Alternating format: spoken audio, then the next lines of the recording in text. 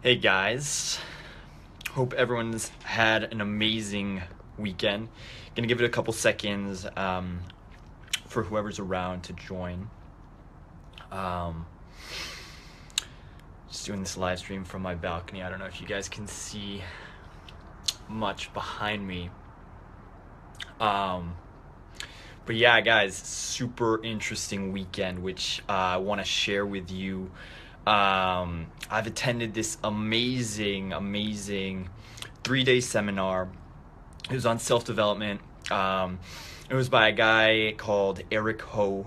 I don't know how many of you know him. Great guy, really inspiring. He's basically started a bunch of different businesses, and now he started basically a charity in Africa, and he does a bunch of stuff, but it's just he's an amazing guy, and he's really inspirational. And what I wanted to do tonight was basically share some of the tools that I picked up over the weekend, because I just thought this stuff was so helpful. And so if I didn't share that, I feel like that would be wrong. So you're just saying, hey, Nicholas, Christian and I are e-noting. I love it. It's good to see you guys are together. Hope you guys are having a good time. So the first thing I picked up was, you know how people say set a goal? You know, people say that's the most important thing, set goals. And, in a way, I am a huge advocate of that. I'm a life coach, so that's what I do with my clients. I tell them to set powerful goals. Love it.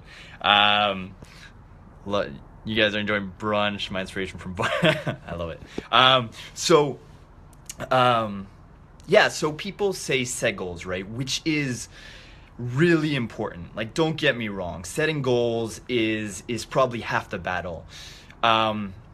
But I think the part that we forget is that goals are most powerful when they are acted upon. So if you execute, Christian says November is over, you can shave. I love it. I will at some point. I need to shave a little bit. But what was I saying? So if you're setting goals, guys, what you need to remember is the most powerful way to be consistent with those goals is if you execute on them, right? What do I mean by that is, what we tend to do is we set these massive goals, which are really interesting. They're bold.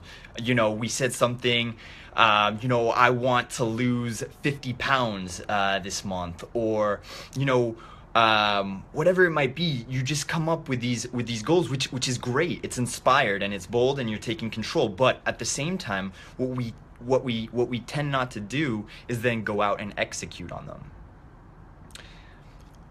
And I feel like that is, in a way, the key. The key is basically to setting a goal and then shortly after executing on it. And why is that powerful? It's because in your mind, what happens is you set a goal, and as opposed to it just being a goal, something that you look up to, now you've executed on it. You've started the journey towards getting there. So I don't know if that makes sense. I don't know if that resonated, but how would that feel if you set a goal and shortly after you went out and executed on it? And I have a prime example of that. I've been wanting to travel to Southeast Asia for a while now. I've been wanting to check out sort of India, China, Thailand, all those countries, like many of the countries in Southeast Asia, but I hadn't actually committed to doing it just yet. So what I did tonight, after this event, came back and I booked my flights. I'm headed to India. I'm headed to Delhi, and then Aminabad, I think is called. I'll have to check on the name. But I'm headed there in January. All right, and I had set a goal. I wanted to go to India anyways, but it was just about executing. I had set a goal. I wanted to go there. I wanted to discover. I wanted to do some self-discovery.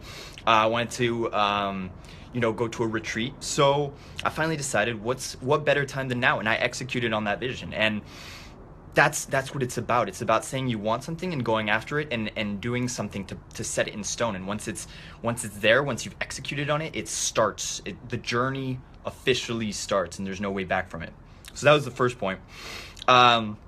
Second point that I really liked is Eric talked about his system. So basically, he sets up a bunch of systems, and I have a background in consultancy, and I realized that's what I tended to do.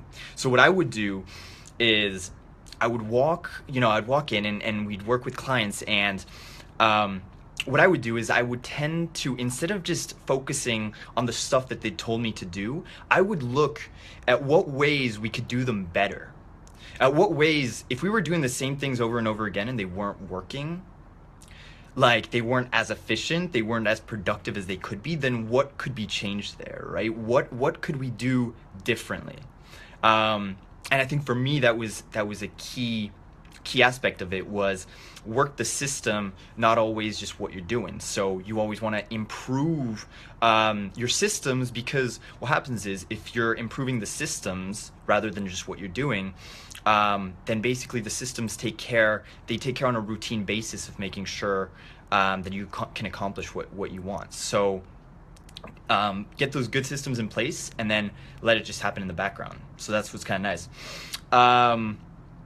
And yeah, the final thing that I took out of this event was taking yourself out of context. And what that meant for me was basically in 2014, I decided to go to Zambia to go volunteer, and that was completely out of my comfort zone. It pushed me out of what I knew, but it was what I needed at the time. I pushed myself, and I went out there, and I did some work over there, and really it changed my environment. It changed what I knew. It changed so many core things that to this day I love that I went there. I was inspired over there.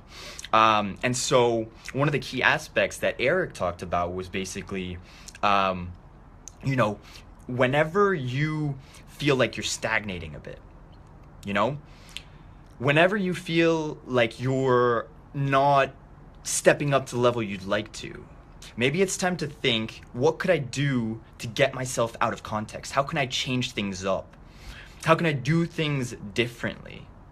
It's one of those things where you look back, and if you've been doing something for the last 2-3 years and you feel like you're still not getting the results you want from it, or it's just not working for you, then maybe it's time to think, how can I shake it up totally? How can I do something completely out of my comfort zone, do something completely different, such that I get different results? It doesn't really matter, just as long as you change it up, as you shake it up. And for me, going to Zambia and volunteering, teaching the kids over there, building like toilets for them, and like just making that happen, going across the world and just volunteering. And for me, that shook me up. It changed my perspective, and that's a big thing. Once you take yourself out of context, you're basically changing it up, and that's what we need is basically, we need to shake it up once in a while to realize what's out there.